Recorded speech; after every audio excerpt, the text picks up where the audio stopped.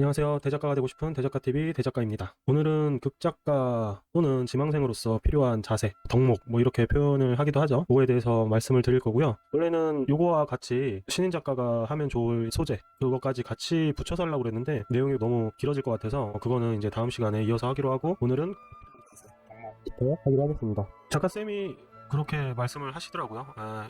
극작가로서 어떤 게 필요하다 그런 것들을 이제 공유해 드리는 거고, 그래서 쓰리다, 마음이 쓰린 게 아니라 일명 쓰리다, 다독 다상 다작 쓰리다, 내 마음이 쓰리다 다작. 요거 많이 뭐 들어보셨을 수도 있고 아니면 처음 들어보실 수도 있는데 저는 그 교육원에서 처음 들어봤어요. 다 처음 들어본 내용입니다. 다 처음 들어본 내용이고 어쨌든 시작하겠습니다. 이야기 참 작은 요리를 하는 기분이다. 다양한 재료를 넣고 나만의 레시피로 만드는 것처럼 이야기도 비로소 완성된다. 이야기 맛집 대작가 TV 맛있게 봐주세요.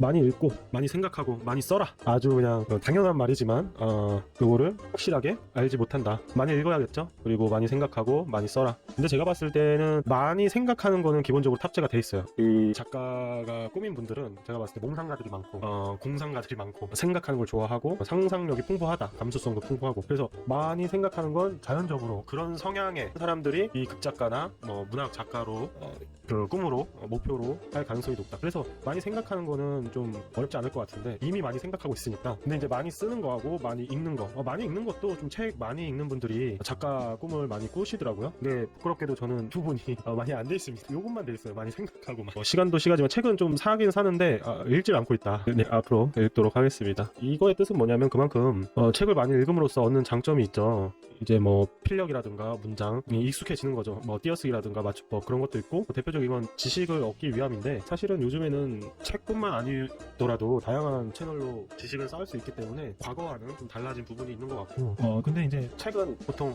이 작가의 어떤 사상과 철학, 가치관들도 많이 담고 있기 때문에 그런 것도 또 많이 배울 수 있다고 생각을 합니다. 직접적으로 경험해보지 않은 그 작가분의 그런 거를 간접적으로 취하는 거죠. 그래서 중요한 부분이죠. 많이 읽고 많이 생각하고. 그리고 또 사실 작가로서 문학 작가로서 가장 중요한 거는 많이 써라. 사실 이 부분도 전업 작가가 아닌 이상, 아니면 생계가 여유가 있지 않은 이상 이 부분도 어떻게 보면 많이 어려울 수 있다. 시간을 많이 내야 되고 그만큼 오랜 시간 책상에 앉아서 써야 되는데 사실 여건이 안 될 수 있죠. 힘든 부분이 있을 수 있죠. 하지만 극작가 또 지망생으로서 노력을 해야 되는 부분이겠죠. 참 힘든 부분 중에 하나라고 생각합니다. 만약에 이 셋 중에 하나 꼽으라고 한다면 저는 많이 써라를 꼽고 싶어요. 그래도 많이 써라를 가장 우선으로 꼽고 싶고, 쓰지 않으면 아무것도 되질 않잖아요. 이전에 창작 과정 그 영상에서 보면 같은 맥락이죠. 지식을 쌓고 많이 생각하고 정리해서 이쪽이 이제 표현인 거잖아요. 그 과정 같은 맥락입니다. 역시나 중요하기 때문에 계속해서 이야기가 나오는 거겠죠. 그래서 이런 세 가지는 앞으로 나아가야 한다. 힘들지라도. 그리고 다 본다, 다시 생각한다, 떠올리고 관찰하고 생각하고 구성하고 창작하고 비슷한 말인 것 같아요. 아무래도 드라마, 영화 이쪽으로 희망하시는 분들은 또 작품을 많이 봐야겠죠. 왜냐면은 이제 작가들 대본이나 이런 거 보면은 그 이야기 스토리뿐만이 아니라 약간 연출적인 부분도 고려를 해서 써야 돼요. 중요한 연출이 포함된 경우에는 그런 부분도 써야 되고, 그런 걸 적재적소에 씀으로써 그게 어떤 분위기 그리고 내 이야기를 한층 더 재밌게 보여줄 수 있는 장치들이기 때문에 많은 작품들을 감상하는 것도 좋죠. 특히 드라마 같은 경우는 드라마 경우에 4화까지는 필수 시청. 드라마는 호흡이 길잖아요. 그래서 시간이 많지 않다면 한 드라마를 이렇게 정주행하기가 힘들 수도 있어요. 작가쌤이 말씀하시는 건 4화까지는 좀 봐라. 다 못 보더라도. 이유는 이제 4화까지가 어떻게 보면 그 작가의 가장 엑기스가 될 수 있어서 4화까지 힘을 굉장히 많이 주거든요. 이 공모전 같은 거 보면 4화 분량까지 공모전에서 많이 요구합니다. 공모전에서 많이 요구해요. 드라마 공모전에서 보면은 4화 분량까지는 집계돼 있는지 이런 것도 많이 보고, 아니면 전체 분량을 요구하기도 하는데 보면은 4화 분량까지 필수적으로 거의 분량 요구를 하는 것 같아요. 아니면 정 안 되면 시놉시스 이렇게 해서 공모전마다 다르겠죠. 그 양식이 다른데 4화 분량이 많다. 그래서 드라마 같은 경우는 4화까지는 한번 봐보시라. 다 못 보더라도, 보다가 재미없으면 거기서 끊더라도 필수는 너무 부담스러우니까 추천까지 추천한다. 그리고 메모 습관. 메모를 많이 해야 된다. 우리가 기억할 수 있는 게 한계가 있잖아요. 우리 기억력이라는 게 늘상 말씀드리지만, 그래서 좋은 아이디어 같은 거 있으면 메모를 많이 하세요. 메모하는 습관을 길러야 된다. 그리고 다양한 감상, 경험, 영감을 얻을 수 있는 것들은 많이 있죠. 꼭 영상적인 것만 아니더라도 전시회 같은 거 많이 가시고 뮤지컬, 뭐 연극 이런 것도 많이 보시려고 하고 또 아니면 다양한 경험, 작가에게 버릴 경험은 없다고 하거든요. 그래서 다양한 경험들을 하고 다양한 감상 경험 그런 게 필요하다는 거죠. 그리고 도서관 가기. 도서관에 가면 뭐 다양한 책들이 당연히 있으니까 요즘 뭐 또 서점에도 많이 가셔서 잠깐 짧게씩 읽는 분들도 뭐 계시던데 아예 자리 피고 읽는 분들도 계시고 그거가 뭐 좋은지 나쁜지까지는 잘 모르겠지만 그래서 도서관 가면 내가 애초에 읽고 싶은 책을 딱 정하고 뭐 읽는 경우도 있겠지만 도서관에 이렇게 보다 보면은 윤이 가는 제목의 책들이 또 있잖아요. 그렇게 해서 읽는 경우도 있기 때문에 그리고 또 내가 뭘 만들기로 했으면 약간 취재의 영역이 될 수도 있죠. 내가 지금 소재로 하고 쓰고 싶어하는 이야기에 좀 자세한 어떤 정보들을 얻기 위해서 도서관에 가기도 하고 일생 동안 경험하고 감상할 수 있는 게 우리는 한계가 있잖아요, 사실. 그죠? 어쨌든 시간은 제한적인 거니까 유한하다 보니까 한계가 있다. 그러니까 도서관이나 이런 걸 통해서 그런 어떤 식견을 넓히는 방법. 이거는 제가 꽤 오랫동안 했던 것 같아요. 이거라도 하자. 당장 뭐 극작가로서 뭐 하는 게 하나도 없다 보니까 양심상 이 메모라도 하자. 이거 자꾸 까먹으면 안 되니까. 그래서 이거는 꽤 저는 지켰던 것 같고 다양한 감정도 하려고 하고 도서관은 좀 시간을 따로 내야 되기 때문에 사실은 어려웠습니다. 다 실천되지 않잖아요. 그렇죠? 하지만 실천하도록 노력하는 거죠. 검색을 생활화하자. 뭔가 뭐 사전이라든지 단어라든지 지식 이런 것들을 우리는 그때그때 바로바로 뭐 검색을 하고 찾아볼 수가 있죠. 사실 뭐 도서관 가거나 다른 이런 발품을 팔지 않아도 사실 정보를 얻는 데는 어려움이 없는 시대가 되긴 했어요. 그렇죠? 그래서 이렇게 검색을 항상 생활화하고 또 호기심을 갖고 하면 좋을 것 같아요. 근데 이제 또 이제 과학적인 쉽게 얻은 지식은 쉽게 휘발된다고 합니다. 잘 생각해 보시면 우리가 내비게이션이 있잖아요. 그걸 따라가서 뭐 하는데 다음에 내비게이션 없이 가려고 하면 잘 못 찾아갑니다. 과거에는 지도를 보고 보면서 어렵게 가다 보니까 그거를 다음엔 지도 없이도 이렇게 기억해서 가고 그랬었는데 그래서 그 내비게이션 없었던 시대 어르신들이 길을 굉장히 잘 찾아가요. 그런 거와 비슷한 맥락이라고 보시면 돼요. 지식을 습득하는 그 과정이 좀 어려워야지 좀 복잡해야지 그 지식이 머릿속에 오랫동안 남아있다고 합니다. 그래서 우리가 되게 많은 거 배우고 막 이러는 것 같지만 그게 또 쉽게 날아간다. 검색은 그냥 툭 치면 툭 나오니까 지속적인 영상 자극을 받아라. 아까도 뭐 말씀드렸죠. 영상이라는 게 뭐 영화 드라마뿐만 아니라 뭐 다양한 광고가 될 수도 있고 뭐 요즘 유튜브가 워낙 뭐 잘 돼 있으니까 되게 신기한 영상들 많이 있거든요. 그런 어떤 영상적인 자극을 많이 받으면 거기서 또 영감을 얻을 수 있다는 거겠죠. 또 연출적인 부분도 향상이 되는 거고. 자, 그래서 많이 써야 되는데 우리 지망생들은 사실 당장 장편을 쓰기 어려워요. 그렇죠? 이 어렵다 보니까 기초부터는 입문 기초 때는 단막극을 자주 써라 라고 합니다. 단막극이라 하면 70분 분량 70분 분량의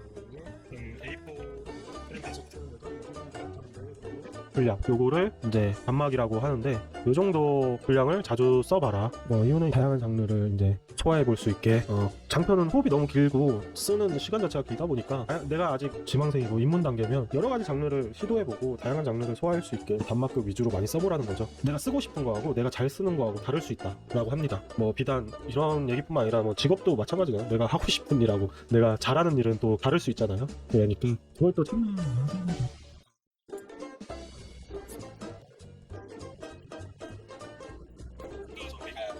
갇혀서 생각할 필요는 없다는 거죠. 뭐 로맨스도 써보고 뭐 장르물도 써보고 뭐 드라마도 써보고 뭐 다양하게 액션도 써보고 그렇게 해서 좀 자기가 특화할 수 있는 장르를 찾아보는 것도 좋다. 그래서 작가의 포트폴리오는 단막 3개 정도라고 합니다.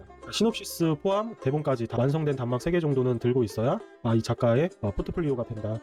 이 작가의 어떤 포텐셜을 잠재되어 있는 그런 부분들을 보는 거겠죠. 그래서 단막 3개 정도는 이렇게 완성된 걸로 갖고 있으면 작가의 포트폴리오가 된다. 그리고 시놉시스는 작가의 재산. 보통 단막 같은 경우 2-3장 정도가 시놉시스가 된다고 합니다. 뭐 많으면 5장까지도 가능한데 보통은 2-3장 안에 끝내는 걸 추천한다. 이게 분량이 많다고 고 좋은 게 아니에요. 그 보는 사람 입장에서는 또 그쵸? 분량에 그냥 기겁할 수 있기 때문에 적당한 선에서 딱 핵심을 보여주는 정도가 좋은 것 같아요. 시놉시스는 이런 기본적인 부분을 끝나고 배워보려고 합니다. 채널에 영상이 하나 있긴 한데 그게 가장 반응이 좋죠. 저도 알아요. 그 영상이 가장 반응이 좋고 많은 사람들이 원한다는 거. 또 진지하게 이렇게 입문을 꿈꾸시는 아주 어린 친구들이나 아주 나이가 지극하신 어르신 분들도 있을 수 있기 때문에 조금 정석적으로 이론부터 밟아 나가는 영상 작업을 하고 있어요. 그래서 이거를 순서대로 이렇게 착착착착 봤을 때 조금 빌드업이 될 수 있게끔 당장 이 시놉시스를 먼저 하면은 채널이 더 빨리 성장할 수 있겠지만 이거는 제 고집이면 고집입니다. 순서대로 가고 싶다. 그런 댓글이 귀엽죠?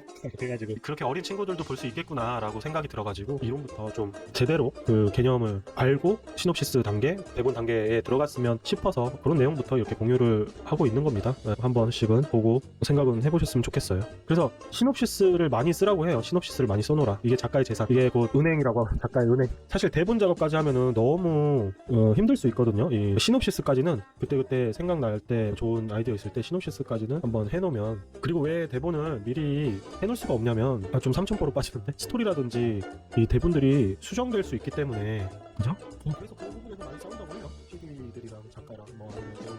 어떻게 보면 이 쓰는 단계까지는 혼자만의 일인데 이 제작의 단계가 가면은 혼자 하는 일이 아니라 분명히 협업을 하는 일이다. 그렇기 때문에 부담스럽잖아요. 대본을 막 일일이 작품마다 다 써놓는다는 건. 그래서 시놉시스 정도까지만 계속해서 해놓으면은 이게 곧 작가의 재산이 된다는 거죠. 좀 말이 길어졌는데 아무튼 그런 내용들은 아마 나중에 또 추후에 더 시놉시스 영상에서 아마 더 얘기할 것 같아요. 더 얘기해보고 넘어갑시다. 그리고 무엇을 쓸 것인가, 왜 쓸 것인가 됐으기 전에 꼭 점검을 해라. 그죠? 이거는 드라마는 뭐다? 이 영상에서 한번 비슷하게 다뤘던 것 같고, 필요성, 시의성, 개연성, 당위성, 요거와 같은 맥락이죠. 무엇을 쓸 것이고 왜 이걸 써야 되고, 글 쓰기 전에 꼭 점검을 해야 된다. 내 작품에 대한 가치, 내 작품이 얼마나 어떻게 가치가 있을 것이냐. 재미만을 추구하는 글하고는 다르다. 그렇게 이해하시면 될 것 같아요. 재미와 더불어 어떤 가치가 있어야 한다, 우리에게. 그리고 나는 대중적인가. 드라마의 재미는 어디서 오냐. 일전에도 얘기했지만 대중적이어야 돼. 대중적. 공감. 그 공감에서 오는 거거든요, 드라마적 재미라는 거. 그래서 나는 대중적인가. 그러나 대중을 따라가지 말자. 되게 또 어려운 말 나오는데 이제 애매해. 그렇다고 내가 대중을 따라가면 안 돼. 따라오게 하라. 트렌드를 선도, 반보 앞서가자. 그러니까 대중적이어야 되는데, 그렇다고 이미 대중화가 돼 있는 어떤 그런 유행이나 트렌드를 따라가지 말자는 거죠. 왜냐면 그렇게 해서 시작을 하게 되면 이미 그 유행이 지나가 있을 확률이 높아요. 이성 작가들은 그 흐름에 빨리 대응해서 빨리 작품을 선보일 수 있지만, 내가 글을 시작하고 이제 입문하고 뭐 신인 단계에서는 작품을 집필하는 기간 자체가 오래 걸릴 수 있기 때문에 요즘 뭐가 떠? 그럼 그거 관련해서 써봐야겠다. 쓰고 완성하잖아? 다 끝나 있어. 그 유행이, 트렌드가. 그러면 이제 다 한물간 이야기가 돼버리는 거야. 그러니까 좀 예측을 하는 그런 어떤 통찰력이 필요한 거죠. 이거 앞으로 요게 유행하겠는데? 이 이야기가 굉장히 화두가 되겠는데? 좀 이 이야기가 대중들한테 앞으로 재미있을 것 같은데? 이렇게 가자는 거죠. 반복. 근데 한 보, 두 보, 세 보 앞서가지 말자. 살짝만 앞서가자. 살짝만 앞서가서 나중에 이게 됐을 때 그게 대중의 흐름하고 맞게끔. 왜냐면 너무 앞서간, 뭐 흔히 말하는 야, 저 작품 너무 앞서갔어, 뭐 이런 작품들 있죠. 그러니까 막 20-30년 전 작품인데 지금 보니까 와, 저때 저걸 했다고? 와, 진짜 앞서갔다. 그런 작품들이 있죠. 근데 그 작품이 그 시대 때는 공감을 못 얻어. 그러니까 차라리 지금 나왔으면 공감을 얻을 수 있는 작품인데 벌써 막 10년, 20년 전에 나와버려가지고 그 당시에 대중들에게는 어필을 못했다. 왜? 따라가지 못하는 거야. 작가의 생각을. 왜 아직 뭐 대중화가 안 된 뭐 소재거나 그런 작품이었던 거죠. 그런 얘기예요. 그러니까 살짝만 안보 앞서서.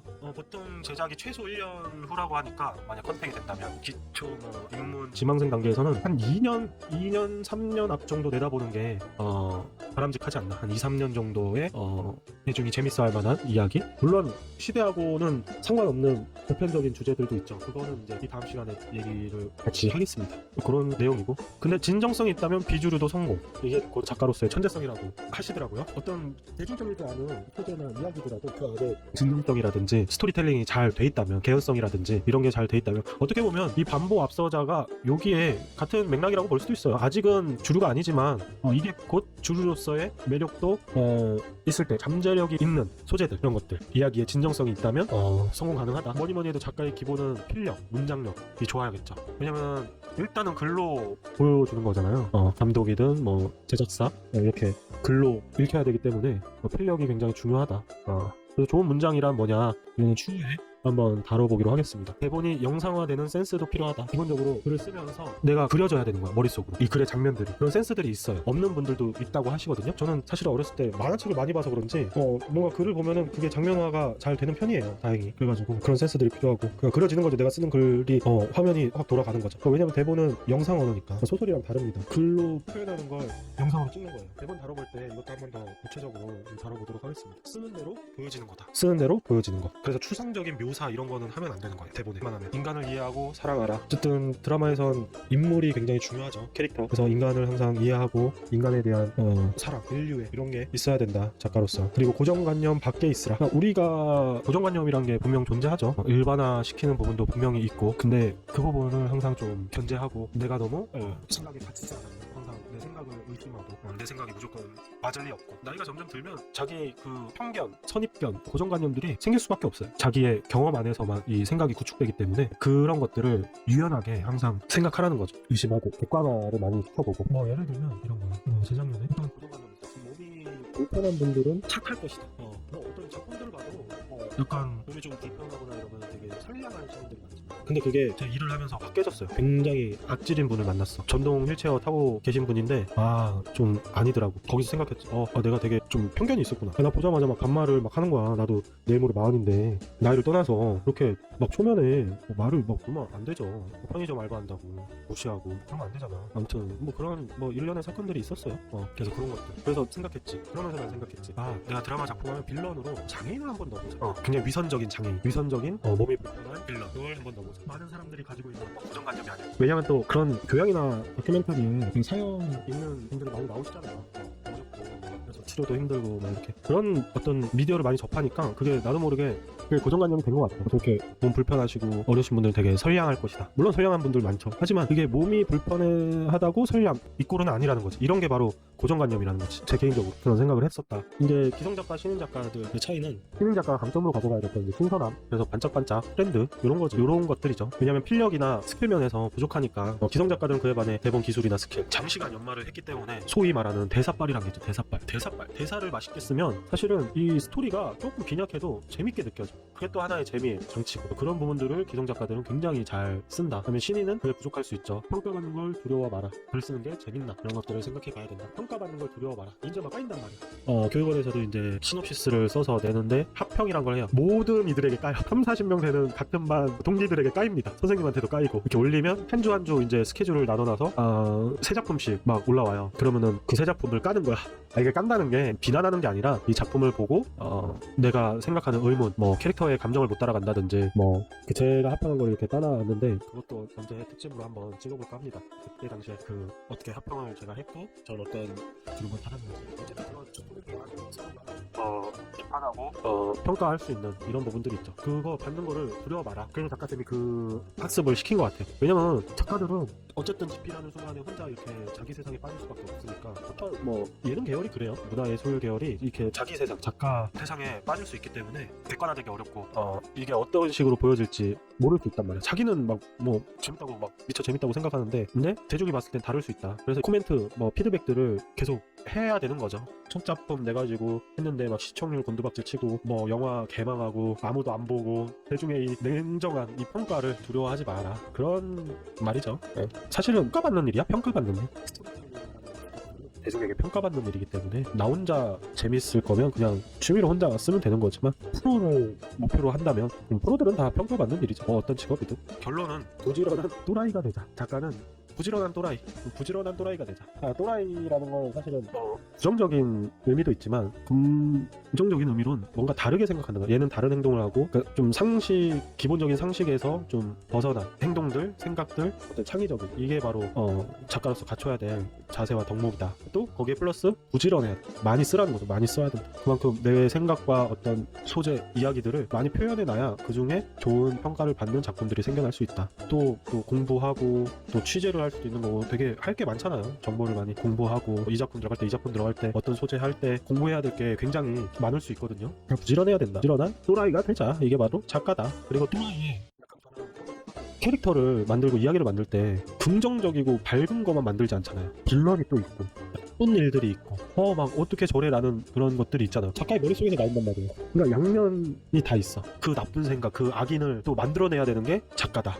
이 작가의 이 마음속 깊숙이 또 그런 검은 아주 악한 이런 본성도 존재할 수 있다. 그거를 이제 큰 이성으로 억누르는 것 작품에서 그런 걸 꺼내서 이렇게 표현한다는 건, 그래서 좀 또라이가 아닌가, 이중적인 그런 생각들도 많이들 갖고 있는 것 같더라고. 그래서 약간 조용한 또라이들도 많아요. 이 작가 지망하는 사람들 중에 조용한 또라이, 되게 내향적인데 또라이. 내 얘기를 하는 것 같기도 한데 누워서 침 뱉긴. 뭐 저도 극작가의 꿈이 있으니까 뭐 그런 부분이 없지 않겠죠. 근데 그런 재밌는 사람들이 돼야 한다. 그런 사람들이 또 극작가를 꿈으로 하고 있다. 나도 하고 싶다면 부지런한 또라이가 돼야 된다. 라는 게 오늘의 결론입니다. 좀 길게 영상이 지금 녹화되고 있는데 편집이 얼마나 될지 모르겠네. 다음 시간에는 이거랑 같이 묶어서 하려고 했던 신인 작가가 다루기 좋은 소재, 이거를 한번 해보겠습니다. 소재 자체를 찝어주는 건 아니고, 그러니까 어떤 소재들이 신인 작가가 되게 좋냐, 신인 작가들이 보통 다루는 소재들은 어떤 것들이냐, 왜 그거를 다루냐, 그런 간단한, 이거는 좀 오늘 거보단 간단하게 될 것 같은데 아무튼 그거에 대해서 알아보도록 하겠습니다. 감사합니다. 다음 시간에 뵙겠습니다. 어릴 때부터 상상하는 걸 좋아했어요. 꿈은 아직 멀리 있지만 앞으로 헤엄치는 물고기는 아름답게 자라는 법이래요. 이야기 맛집 대작가 TV 단골이 되어주세요.